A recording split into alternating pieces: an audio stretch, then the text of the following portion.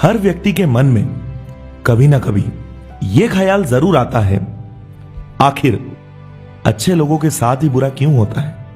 जब भी हमारे साथ बुरा होता है, मन में यह सवाल जरूर उठता है, आखिर हमने किसी का क्या बिगाड़ा था।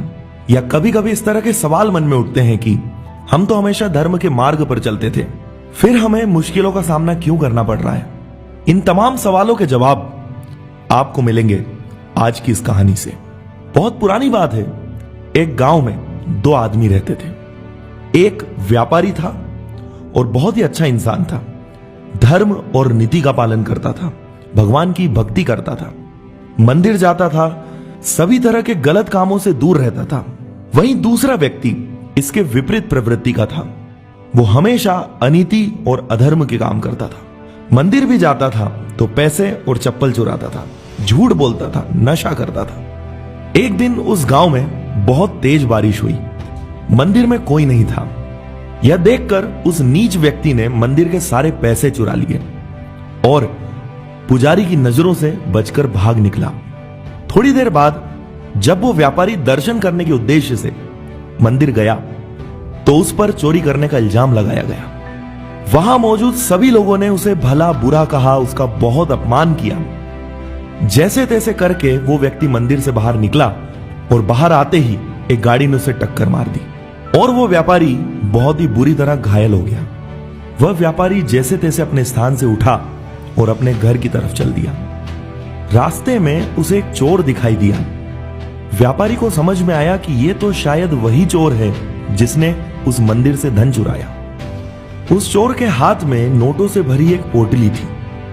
इतना सारा धन देखकर वह चोर खुशी से पागल हो गया था और बोल रहा था कि आज तो मजा ही आ गया। पहले कभी मंदिर से इतना धन मुझे मिला ही नहीं, अब तो मेरी जिंदगी में आनंद ही आनंद है। उस चोर की यह बात सुनकर व्यापारी दंग रह गया। उसने घर जाते ही घर में मौजूद भगवान की सारी तस्वीरें निकाल दी और भगवान से नाराज होकर जीवन बिताने लगा। कई वर्षों बाद जब उन दोनों की मृत्यु हुई, दोनों यमराज के सामने गए तो उस व्यापारी ने नाराज स्वर में यमराज से प्रश्न किया, मैं तो हमेशा अच्छे कर्म करता था, जिसके बदले मुझे सिर्फ अपमान और दर्द मिला, और इस गलत काम करने वाले चोर को नोटों से भरी पोटली, आखिर ऐसा क्यों।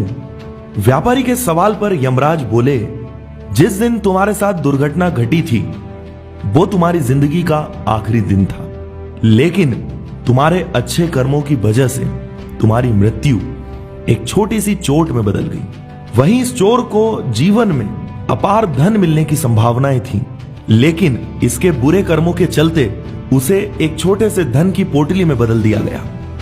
तो कुछ समझे आप इस कहानी से। ऊपर वाला हमें कोई चीज किस रूप में दे दे यह समझ पाना मुश्किल है, परंतु यह सत्य है कि अच्छे और बुरे कर्मों का फल मिलता जरूर है। जब भी हमारे साथ बुरा होता है हम तुरंत यही बोलने लग जाते हैं कि भगवान मेरे साथ ऐसा क्यों करता है। परंतु क्या कभी आपने खुशी में यह बात कही है कि भगवान मुझे ही खुशी क्यों दी?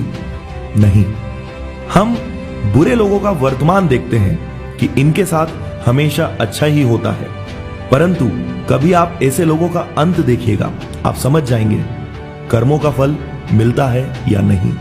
हमारे साथ जब भी कोई घटना होती है तो हम ऊपर वाले पर दोष देने लग जाते हैं, परंतु शायद हमारे अच्छे कर्म ही थे जिससे हमारे साथ उतना बुरा नहीं हुआ जितना हो सकता था। लेकिन हम तो इसकी चिंता करते हैं कि इतना भी क्यों हुआ। इसलिए सिर्फ अपने अच्छे कर्म करते रहिए, सारा हिसाब किताब यही होगा। इसीलिए एक बात हमेशा याद रखिए, जो आपके भाग्य में है वो भाग कर आएगा और जो भाग्य में नहीं है वो आकर भी भाग जाएगा।